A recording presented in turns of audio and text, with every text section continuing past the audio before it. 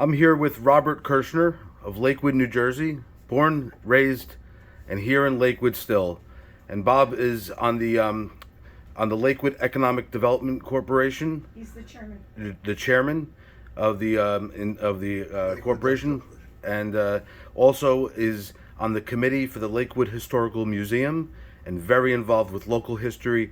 A very well-known historian here in Lakewood, and he has a special print here, picture actually, a photograph, which I'm going to zoom in, and then Bob is going to explain exactly the history here. And this is a wonderful gift that I'm going to be reprinting for a restaurant called Hangar 21 in Lakehurst, New Jersey. And we're going to put it on the wall in pride of our local history of Lakehurst and the air base. And Bob, if you can please share a little bit about yourself, how long you've been in Lakewood, and a little bit about what we're looking at here in this wonderful, wonderful photograph. Okay. I was obviously born in Lakewood, and I've been here all my life. And went through the Lakewood schools, went to college, came back and taught here for 37 years. And I acquired these pictures through my grandfather, who had a taxi business in Lakewood. He used to drive the sailors back to Lakehurst when they came into Lakewood on the bus, and he acquired them. Some of they were given to him as a gift for taking these sailors out to Lakehurst for many years. So there are 3 pictures. So Bob, these other 2 are also Hangar 1? Yeah, that's Hangar 1, and those are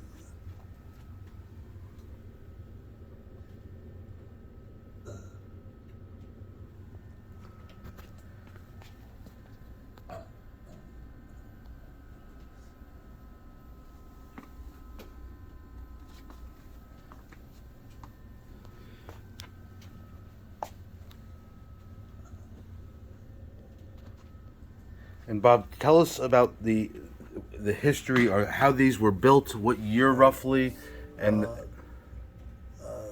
these pictures of these 3, which are dirigibles. They're not blimps. The difference is that the blimp was an airbag full of helium that the United States had during World War II.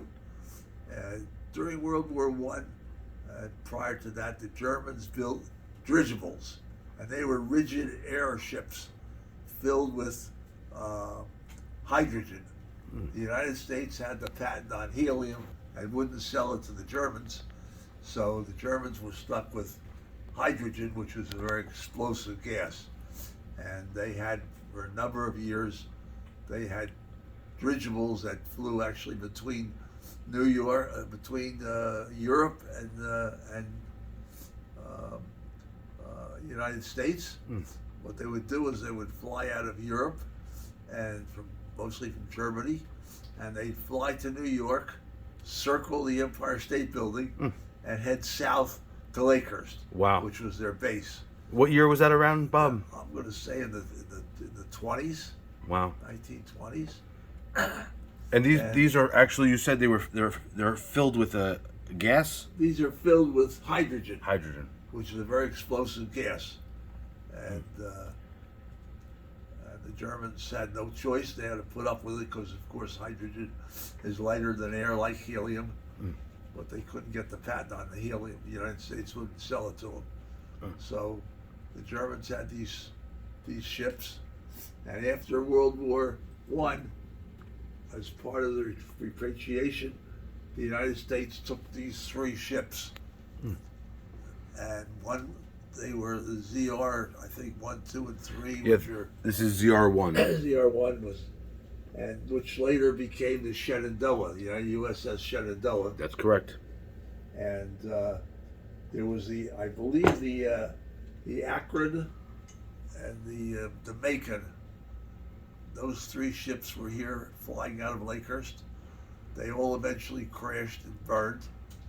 One went down in Ohio. One went, I don't know where the other one went down, and the third one went down actually off of Barnegat and crashed in the ocean. And, wow. You said they still find pieces of it?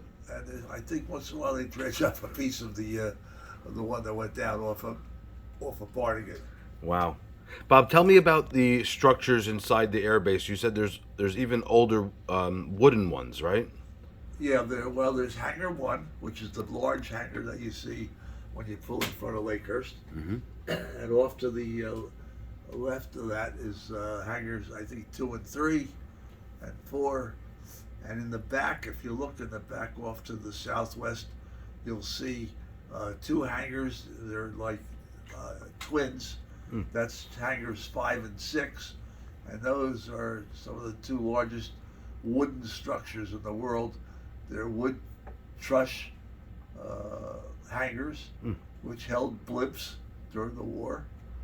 And I remember going in one once after the war when they were just in the process of deflating these blimps. And I once went inside the one of the deflated blimps. You could walk inside it, and it was the blackest black I've ever seen in my life. Wow. You couldn't see in there. You could trip over the cables that were laying on the ground. I remember tripping on a couple of the cables, and they were deflating the blimps, which they stored. Actually, they wrapped them up and stored them for a while. I don't know what happened to them. Eventually, I guess they were gone because they were made of canvas, and they weren't going to last forever. And Bob, you were stationed in one of these hangars, right? I was stationed at Hangar 5, yeah, in the Navy as part of. It was called NAR2, Naval Air Tactical Training Unit. I was stationed in that hangar before I went active. Wow. And it was an interesting experience. Good food. Thank God for the Navy. Good food. And now, speaking of food, you shared with me recently about Eisenhower's in Lakehurst. yes, And you used to go there during high school. during high school, we used to go there. Don't tell anybody. We used to go out there. In high school, of course, we're underage. We used to drive out there, and for 50 cents, you could get a quart container of beer. Wow. And they didn't even ask for proof, so we had plenty of access to beer. When you're in high school, 17 years old, that's exciting. What did the local Lakehurst people feel when the Lakewood guy would come in? Nothing. They were there with us, the kids. Okay. But you have to understand, everybody from Jackson and Lakehurst, Manchester, they all came to Lakewood High School. Lakewood High School was the only high school. Oh, I didn't know So that. we were all friends. They all used to come in, and I remember the only time the kids didn't come in was deer season. They were gone. They went out deer hunting. So, Wow. And I'm sure some of those old timers will remember that. Well, Bob, I'm going to take these beautiful photograph, this one here, to Ben Heineman at BP Graphics in Lakewood. They've been in printing for many, many, many years, and Ben promised me to be very careful as we remove it, make a beautiful copy of it, so I can present it to the owner, Chef Sal Chiarella of Hangar 21 in Lakehurst, where it will be hung up, and we'll make a plaque You can as well. Zero in on here. You can see there's a guy standing there, and he's standing in a cornfield. There's corn all around him. Wow, yes. So, and that was where. Right now it's a big landing mat, but it's all clear. Still that way for the last 100 years. Amazing. Bob, I want to thank you so much, and thank you for sharing with us. And this is only the beginning. We'd like to hear more, and you already connected me with other local historians to share the wonderful, amazing history of Lakewood, New Jersey. And the hotel history, band leaders, and If anybody gets a chance, they should come out to the Lakewood Historical Museum out in Pine Park. yes. And there's a lot more of history about the blimps, the dirigibles, and the local history of everything that pertains to the Lakewood and the area around here.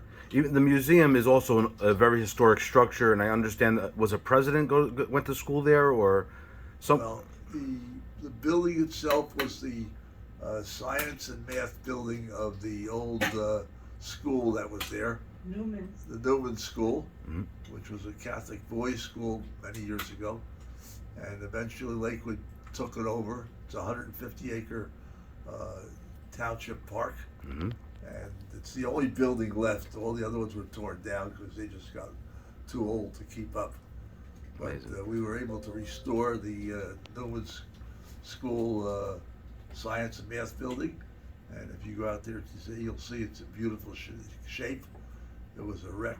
I've been there. It's amazing. I've been there Today, several we times. fixed that place up, and it's heated. And the upstairs is heated, air conditioned, and we have a curator now that works there several days a week, and her and some volunteers are restoring the thousands of artifacts that we have there that date back as part of Lakewood history.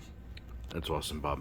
It's very interesting. You need a few hours to go through it, but I'm sure people will enjoy it. I think it's open now Monday. It's open, I think, Saturdays, Sundays, and Mondays, I believe it is. And the curator is there Mondays Excellent, excellent. after 12 o'clock. Christine. I'm going to be doing a series on the hotels in Lakewood, and the gentleman that you connected me with, he said, John, I could never do one filming to discuss the hotels. It's got to be separate for each hotel.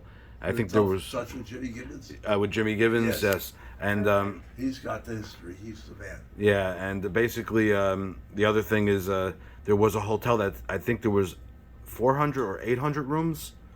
It was There was the Laurel the Pines. Laurel the Pines. Laurel the Pines was one of the largest hotels. Yep. There was the Grossman Hotel, the Brunswick Hotel. You know, at one time there were 150 hotels in Lakewood, Amazing. from three bedroom to hundreds of rooms. Amazing. Well, Bob, there's so much more to share, but we thank you today, and this will be again hung up in pride of our local history, especially in Lakehurst, which is perfect. Enjoy. Mr. Kirschner, thank you so much. Thank you.